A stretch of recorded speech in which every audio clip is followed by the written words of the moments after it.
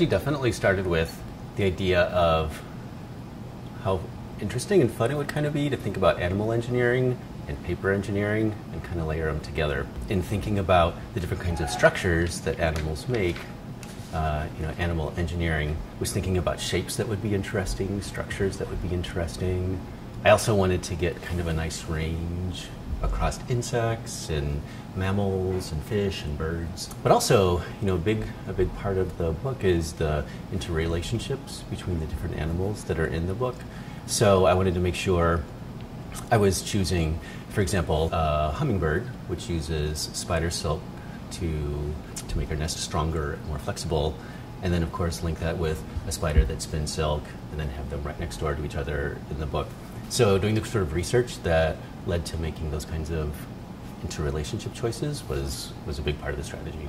The process of engineering, of building, is very sculptural at the beginning, so I kind of need to see what all the shapes look like from all the different angles, because also in the book you can see many of the animals from all sides. Then my attention is a little more focused towards the movability and the collapsibility and making sure the folds are right, and when things are rubbing against each other, they all fall down flat correctly. The engineering part, that comes second. When I was selecting the title for this book, I do think that there was a little bit of a flash of inspiration moment. Clearly an important part of the book for me is the idea of this community of animals and the way that they interrelate.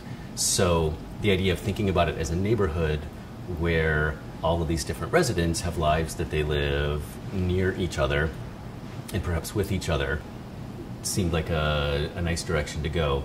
And then, all of a sudden, I don't know, one day I thought, hey, if I take the H out and change it with a W, then I've got two different ideas kind of coming together in one word, the idea of the community and also the location of the community. I learned early on when I first started making pop-up books that aside from the fact that it was simply fun for me to make them, I enjoyed the creative challenge of it. I also recognized right away that if I used pop-ups, that I was able to engage an audience much more readily than if I just had flat illustration. Having it be three-dimensional, having it be sculptural, having something that opens and pops and surprises in a page gives it an extra amount of punch. So I think we live in an era now where it's increasingly important to talk to young people about different species, why they're special, why they're important, how they impact the world and how they impact each other. It'll lead to our continuing to maintain and manage a healthy, functioning global system. Having that be served up in a form that is whimsical and engaging, hopefully a little surprising, but also very informative. I think it's a good tool to talk about those issues and those ideas.